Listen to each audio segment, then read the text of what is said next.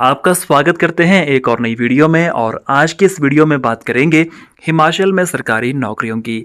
हिमाचल प्रदेश के जिला मंडी में स्थित आईआईटी में रिक्रूटमेंट हो रही है। यहाँ पर गैर शिक्षकों के 22 पद भरे जाने वाले हैं। ये सारे पद रेगुलर बेसिस पर फिलअप होने वाले हैं। आपने अगर अभी तक इस वीडियो को लाइक नहीं किया तो लाइक कर लीजिएगा और ऐसे ही वीडियोस को देखने के लिए सब्सक्राइब जरूर कर लीजिए। साथ में आपको अगर सरकारी नौकरियों की जानकारी अपने व्हाट्सएप पर लेनी है तो आप हमारे ऑफिशियल व्हाट्सएप ग्रुप में ज्वाइन हो सकते हैं। लिंक्स आपको मिल जाएंगे हमारे ग्रुप्स के डिस्क्रिप्शन बॉक्स में। टोटल 22 पोस्ट फिलअप होने वाली है जूनियर लेबोरेटरी असिस्टेंट टेक्निकल की। ट्रेड वाइज वैकेंसीज के बारे में बात करने से पहले आप अगर आजकल हिमाचल में तैयारियां कर रहे हैं HPPSC JO accounts auditor allied या अभी हाल फिलहाल में जो वैकेंसी रिलीज हुई है हिमाचल प्रदेश राज्य सहकारी बैंक में क्लर्क की, इनमें से अगर आप किसी भी एग्जाम की तैयारी कर रहे हैं तो आपको और अच्छी तैयारी करने के लिए क्या करना है कि हमारे इस वीडियो के डिस्क्रिप्शन बॉक्स में जाना है और वहां पर हमने अपने एंड्रॉयड ऐप का लिंक दे के रखा है। आपने उस ऐप को इंस्टॉल करना है और उस ऐप में आपको इन सभी एग्जामिनेशन के लिए सेपरेट कोर्सेज मिल जाएंगे।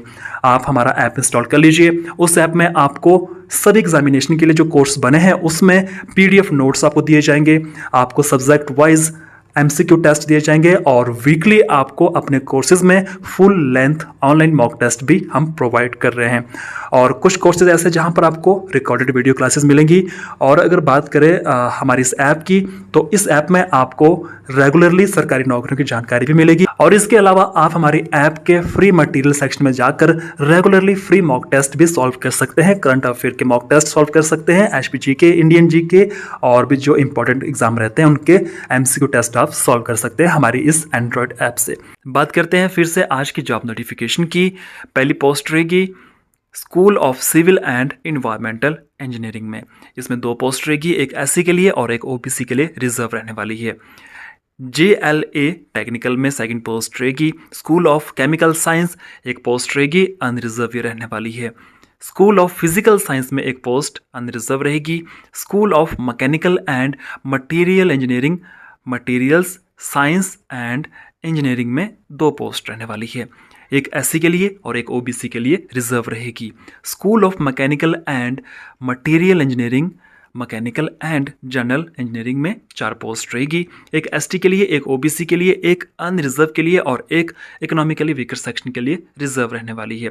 School of computing and electrical engineering में 6 पोस्ट रहेगी, एक एसटी के लिए, 2 ओबीसी के लिए, एक इकोनॉमिकली वीकर सेक्शन के लिए और 2 अनरिजर्व के लिए रहने वाली है।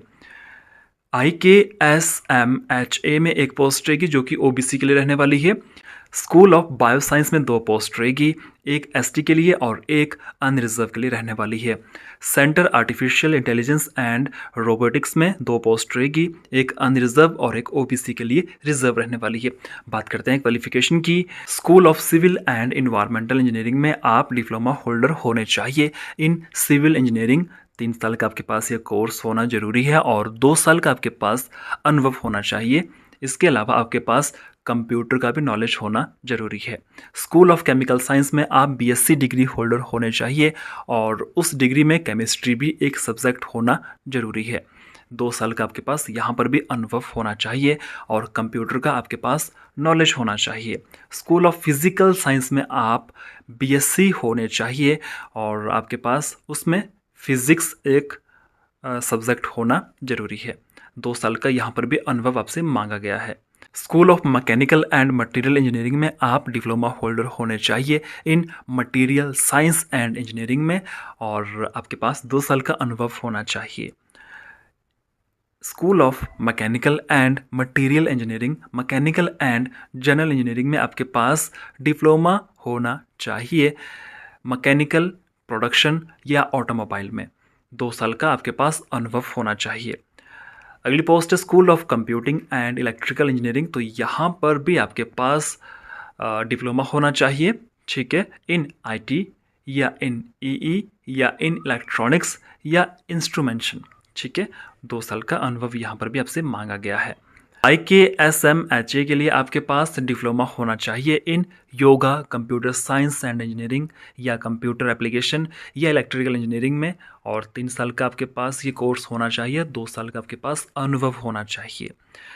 इसके अलावा यहाँ पर सेंटर फॉर कंटिन्यूइंग एजुकेशन में आपके पास BCA BSc होना जरूरी है और 2 साल का आपके पास अनुभव होना जरूरी है। स्कूल ऑफ बायोसाइंस में आपके पास डिप्लोमा होना जरूरी है, बायोटेक्नोलॉजी, और यहाँ पर 2 साल का आपके पास अनुभव भी होना जरूरी है। Centre artificial intelligence and robotics में आपके पास 3 साल का रेगुलर डिप्लोमा होना चाहिए इन पॉलिटेक का, ठीक है, जो कि आपका ट्रेड रहेगा इलेक्ट्रिकल इंजीनियरिंग में या इलेक्ट्रॉनिक्स इंजीनियरिंग में या मैकेनिकल इंजीनियरिंग में या ऑटोमोबाइल इंजीनियरिंग में या BCA जो भी आपके पास है, 2 साल का अनुभव इसके साथ होना जरूरी है। आपकी एज इन सभी पोस्ट के लिए 30 वर्ष मैक्सिमम रहने वाली है। यहाँ पर आपको एज रिलैक्सेशन भी दिया जाएगा अगर आप आते हो रिजर्व कैटेगरी में। पे स्केल की बात करें तो पे स्केल लेवल आपको 4 यहाँ पर दिया जाने वाला है। एप्लीकेशन फ़ीस की बात करें तो अनरिजर्व के लिए फ़ीस 500 रुपये रहेगी, OBC के लिए 400 रुपये, SC ST women PWD ex serviceman के लिए फ़ीस 300 रुपये रहने वाली है।